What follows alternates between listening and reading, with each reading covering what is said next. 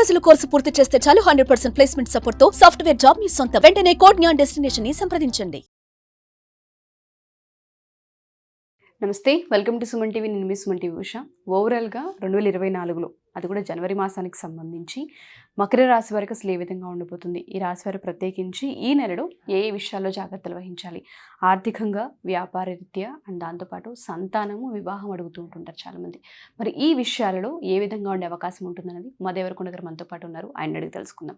నమస్తే ఉమా గారు. నమస్తే అమ్మా. సో జనవరి మాసానికి సంబంధించి మకర రాశి వారికి అసలు ఏ విధంగా ఉండిపోతుంది అంటారు? 2025 సంవత్సరంలో జనవరి మాస ఫలితాలు మనం కనుక మకర రాశి వాళ్ళకి చూస్తే ఉత్తరాషాఢ, శ్రవణము, ధనిష్ట ఈ యొక్క నక్షత్రాల వాళ్ళకి మకర రాశిలో ఉన్న వాళ్ళకి ఎలా ఉండబోతుంది. అయితే ముందుగా మన కాలపురుష చక్రంలో 2వ స్థానంలో శుక్ర శనులు యోగిస్తున్నారు. అంటే శని యోగించడం లేదు, శుక్రుడు చాలా బాగా యోగిస్తున్నాడు. అంటే ఈ నెల దగ్గర నుంచి వీళ్ళకి ఆదాయము వచ్చే అవకాశాలు ఉంటాయి. ఇప్పుడిప్పుడే కాస్త డబ్బులు చిగురించే అవకాశాలు ఉంటాయి. అంటే ఇప్పటిదాకా ఏలినాడు శని బాధపడ్డారు కదండి. సో ఇప్పటి నుంచి వాళ్ళకి ఏదో ఒక జాబ్ రావడం, కొత్త జాబ్ రావడము, కొత్తగా ఒక వ్యాపారం పెట్టి డబ్బులు సంపాదించడము, ఏదో విధంగా డబ్బులు ఆదాయం రావడము వీళ్ళకి కాస్త ఇప్పుడిప్పుడే ఆనందపడేటువంటి అవకాశాలు ఉంటాయి.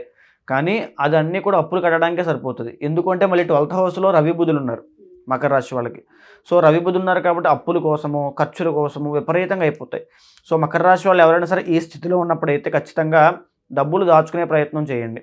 సో ఇప్పుడిప్పుడే మీకు ఆదాయం పెరుగుతుంది, రాబోయే రోజుల్లో మంచి రాజయోగం కూడా పడుతుంది కాబట్టి దాచుకునే ప్రయత్నం చేయండి. అదేవిధంగా మకర రాశి వాళ్ళకి 3వ స్థానంలో రాహు యోగిస్తున్నాడు. సో చేతి వృత్తి వ్యాపారులకి అందరికీ కూడా రాహు కాబట్టి విపరీతంగా డబ్బులు ఆదాయం చూపించడము, తర్వాత కుటుంబ సభ్యుల యొక్క ఆదరణ పెరగడము, వాళ్ళ నుంచి సపోర్ట్ రావడము, వాళ్ళ సపోర్టుతో ఎన్నో విజయాలు చూడడం అనేటువంటిది మకర రాశి వాళ్ళకి యోగిస్తోంది. సో మకర రాశి వాళ్ళకి అంతవరకు చాలా బాగుంది. అయితే ఇంకా చూస్తే పంచమ స్థానంలో గురుడు యోగిస్తున్నాడండి. అంటే మకర రాశి వాళ్ళకి ఆల్మోస్ట్ గ్రహాలన్నీ కూడా చాలా బాగా యోగిస్తున్నాయి. గురుడు చాలా బాగున్నాడు కాబట్టి ధనయోగం చాలా బాగుంది. సంతానపరమైన శుభవార్తలు వినే అవకాశాలు ఎక్కువ ఉంటాయి. సంతానపరమైన సౌఖ్యం కనబడుతోంది. కుటుంబ సభ్యులతో ఆనందంగా గడిపేటువంటి యోగం కనబడుతోంది. అదేవిధంగా గురుడు ఎప్పుడైతే పంచమ స్థానంలో ఉంటాడో డబ్బు ఆదాయం ఆల్రెడీ ఎవరైనా సరే వడ్డీ వ్యాపారం చేసేవాళ్ళు ఆల్రెడీ స్థిరపడిపోయి ఉంటారు కొంతమంది మకర రాశి వాళ్ళకి ఇంకా బాగుండే అవకాశాలు ఎక్కువ ఉంటాయి. సో ఇప్పుడు జనవరి మాసంలో మేజర్గా వాళ్ళు జాగ్రత్తగా ఉండాల్సినటువంటి తీవ్రమైన ఇబ్బందులు అయితే ఏమీ లేవు. ఎందుకనంటే 2వ స్థానం శుక్రుడు యోగిస్తున్నాడు. కళారంగంలో ఉన్న వాళ్ళకి, క్రియేటివ్ ఫీల్డ్లో ఉన్న వాళ్ళకి, అంటే సినిమా రంగం అవ్వచ్చు, లేకపోతే ఆర్టిస్టులు అవ్వచ్చు, లేకపోతే క్రియేటివ్ డిజైనర్స్ అవ్వచ్చు, ఎడిటర్స్ అవ్వచ్చు, మోడల్స్ అవ్వచ్చు, ఫ్యాషన్ ఫీల్డ్లో ఉన్న వాళ్ళు, వీళ్ళందరికీ కూడా గొప్ప గొప్ప అవకాశాలు వస్తాయి. సడన్గా వాళ్ళకి ఒక రకమైన వాళ్ళు ప్రమోట్ చేసుకోవడానికి కావాల్సిన అవకాశాలని రావడం అన్నీ జరుగుతుంది 2nd హౌస్ కాబట్టి.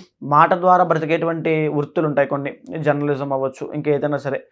సో వాళ్ళకు కూడా ఈ యొక్క మాసం అంతా కూడా చాలా బాగుంటుంది. శుక్రుడు యోగిస్తున్నాడు కాబట్టి మంచి మాటకారిగా పేరు తెచ్చుకోవడము, లేకపోతే వీళ్ళ యొక్క టాలెంట్స్ అన్ని బయటికి రావడము, సో దానివల్ల డబ్బు క్రియేట్ అవ్వడము, సో ఇన్కమ్ జనరేట్ సడన్గా వస్తాయి డబ్బులన్నీ కూడా.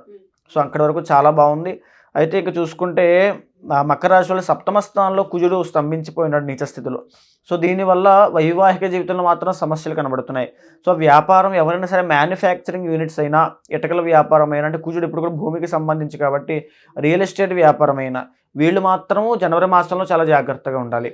సో ఆల్మోస్ట్ అన్నీ బాగున్నాయి. కొన్ని ప్రత్యేకమైన ఇటుకల వ్యాపారము, భూమికి సంబంధించి వ్యవసాయం చేసే రైతులు, రియల్ ఎస్టేట్, కన్స్ట్రక్షన్ ఫీల్డ్లో ఉన్న వాళ్ళు, వ్యాపారం చేస్తున్న వాళ్ళు, మ్యానుఫ్యాక్చరింగ్ యూనిట్స్ అండి, ఏ రకమైన మ్యానుఫ్యాక్చరింగ్ యూనిట్స్ అయినా సరే వాళ్ళు చాలా జాగ్రత్తగా ఉండాలి. వ్యాపారం చేసేవాళ్ళు ఎస్పెషల్గా చాలా ప్రత్యేకమైన శ్రద్ధ తీసుకోవాలి, లేకపోతే వ్యాపార నష్టాలు వస్తాయి. వీళ్ళ యొక్క చిన్న చిన్న తప్పుల వల్లే వ్యాపార నష్టాలు వస్తాయి. ఈ మాసంలో ఎస్పెషల్గా మీరు ఈ యొక్క పార్ట్నర్షిప్లో ఉమ్మడి వ్యాపారం అనేది చేయొద్దు. సో చేయడం వల్ల చాలా ఇబ్బందులు వస్తాయి. ఎందుకంటే 7వ స్థానంలో కుజుడు నీచ స్థితిలో ఉన్నాడు కాబట్టి చేయకూడదు. అదేవిధంగా ఈ మాసంలో ఎవరైనా వివాహం చేసుకోవాలనుకుంటే కాస్త ఒక నెల ఆగాల్సి ఉంటుంది. జనవరి మాసంలో వివాహం అనేటువంటి ప్రయత్నం మకర రాశి వాళ్ళు చేయొద్దు. అదేవిధంగా ఇంకా చూసుకుంటే 9వ స్థానంలో కేతు ఉన్నాడండి. సో డబ్బు ఫ్లో ఆఫ్ మనీ అనేటువంటిది కాస్త ఇబ్బంది అవుతుంది. సో ఫ్లో ఆఫ్ మనీ అనేటువంటిది వెళ్ళడము రావడము. సో దీనివల్ల కాస్త బెంగ పెట్టుకుంటారు. సో ఇందాక నేను చెప్పాను కదా, ఫస్ట్ మీకు డబ్బులు వస్తాయి, 12వ స్థానాలు విపరీతంగా ఖర్చు అయిపోతాయని చెప్పాను. సో ఈ ప్రాసెస్లో వీళ్ళు డబ్బు మీద చాలా ఇబ్బంది పడుతుంటారు. సో ఇదేంటి ఇలా వెళ్ళిపోతున్నాయి, ఇలా వస్తున్నాయి, ఇలా వెళ్ళిపోతున్నాయి, డబ్బులు నిలబడట్లేదు ఏంటి అనేటువంటి ఇబ్బందులు మకర రాశి వాళ్ళకి వస్తాయి. సో మకర రాశి వాళ్ళు ఏం చేస్తారంటే మహాలక్ష్మీదేవి ఆరాధన అండి. ఎందుకంటే శ్రవణ నక్షత్రం కూడా ఇందులో ఇంక్లూడ్ అయి ఉంటుంది కాబట్టి మహాలక్ష్మీదేవికి ఎక్కువ ఎప్పుడైతే ఆరాధన చేస్తూ ఉంటారో వీళ్ళకి డబ్బులు విపరీతంగా వస్తాయి, ఆదాయం పెరుగుతుంది. గురుడు యోగిస్తున్నాడు కాబట్టి, శుక్రుడు యోగిస్తున్నాడు కాబట్టి కళారంగం వాళ్ళకి ఎవరైనా సరే మహాలక్ష్మీదేవి ఆరాధన, వెంకటేశ్వర స్వామి యొక్క ఆరాధన, తర్వాత పౌర్ణమి నాడు ఎస్పెషల్లీ రాబోయేటువంటి పౌర్ణమి రోజున వాళ్ళు మహాలక్ష్మీదేవికి ఏదైనా హోమం జరిపించిన, లేకపోతే మహాలక్ష్మీదేవికి అభిషేకం చేసిన, పసుపు కుంకుమ కలిపినటువంటి జలముతో ఉదకంతో అభిషేకం చేస్తే కనుక విపరీతమైన యోగం పడుతుంది ఈ మాసంలో. శుక్రుడు యోగిస్తున్నాడు కాబట్టి. తరువాత ఎక్కువగా కొద్దిగా బొబ్బర్లు నానబెట్టి, ఆ నానబెట్టిన బొబ్బర్లు ఆవుకు కనుక తినిపించినా, లేదా ఆవు ఎలా తింటే ఏ ఫామ్లో తిన్నా పర్వాలేదు, పౌడర్ చేసి ఆవుకు పెట్టినా సరే బొబ్బర్లు అనే పదార్థాన్ని ఖచ్చితంగా పెట్టాలి. సో పెట్టడం వల్ల, తర్వాత కందులు మంగళవారం నాడు దానం ఇవ్వడం వల్ల ఈ వ్యాపార నష్టం ఏదైతే దోషం ఉంది కదండి, ఆ వ్యాపార నష్ట దోషం పోతుంది. వైవాహిక జీవితంలో సమస్యలు వచ్చే ఉంది కదా, అది కూడా పోతుంది. దేనివల్ల? కందులు దానం ఇవ్వడం వల్ల, కుజుడు కాబట్టి. సో కందిపప్పు అయినా ఇవ్వచ్చు, కందులు ఇవ్వచ్చు, లేకపోతే మంగళవారం నాడు సుబ్రహ్మణ్య స్వామి దర్శనం చేసుకోవడము, ఇలాంటి చిన్న చిన్నవి ప్రికాషన్స్ రెమెడీస్ చేసుకోవడం వల్ల మ్యారీడ్ లైఫ్లో ఇబ్బందులు తప్పకుండా పోతాయి. తరువాత వ్యాపార నష్టం నుంచి కూడా బయటకు వస్తారు. సో అంత నష్టపోకుండా కాస్త మెరుగ్గా ఉంటారు. ప్రతి రాశి వారికి కనుక మనం చూసుకుంటే ఎంతో కొంత ఫలితాలు చాలా బాగున్నాయని చెప్పొచ్చు. కొంతమందికి పరిస్థితులు ఆర్థికంగా కలిసి రావట్లేదని చెప్పొచ్చు. అంతర్గత జాతకం అనేది చూసిన తర్వాతే మనం ఏ విధంగా ఉండే అవకాశం ఉంటుందో చెప్పగలమని మీరు చెప్తూ ఉన్నారు. సో ఇదంతా ఒక 40% మాత్రమే ఇంపాక్ట్ ఉండే అవకాశం ఉంటుంది, మిగతాదంతా వాళ్ళ అంతర్గత జాతకం అని చెప్తున్నారు. పిల్లల జాతకాలైనా, పెద్దవాళ్ళ జాతకాలైనా, ఇంట్లో ఎవరైతే ఆధిపత్యం చలాయిస్తూ ఉంటుంటారో వాళ్ళ జాతకం మీద డిపెండ్ అయ్యి ఇంకా కొన్ని కుటుంబమే ఆధారపడి ఉంటుంది. వాళ్ళకు వెళ్ళి చూపించుకోవాలి అనుకున్న ఆర్థికంగా, వ్యాపార రీత్యా మనం జాతకాలు చూసి ఏదైనా పరిహారం ఉంటే చేసే అవకాశం ఉంటుంది అంటారా? అంటే స్పిరిచువల్ ఎనర్జీ ఏదైతే ఉంటుందో దాని త్రూ నెగిటివ్ ఎనర్జీని రిమూవ్ చేసే అవకాశం ఉంటుంది అంటారా? తప్పకుండా అండి. ఎందుకంటే గోచారము 40% మాత్రమే పనిచేస్తుంది. ఇందాక నేను చెప్పాను, ఇండివిజువల్ జాతకంలో దశమ స్థానంలో ఏ రవి బుధులు కలిసి యోగిస్తూ ఉంటే విపరీతమైన గోల్డెన్ పీరియడ్ పడుతుందని చెప్పాను. ఉదాహరణకి ఇప్పుడు మీనరాశి వాళ్ళకి లగ్నంలో రాహు ఉన్నాడండి. సో మీనంలో రాహు. సో ఇక్కడ ఏంటంటే విపరీతమైన బద్ధకము, క్రమశిక్షణ లేకపోవడము, అంటే ఫోకస్ చేయరు. వీళ్ళకి పరిస్థితులన్నీ చాలా అదృష్టం వచ్చినట్టుగా కలిసి వచ్చేస్తున్నా సరే వీళ్ళు దాన్ని ప్రయత్నం చేయరు.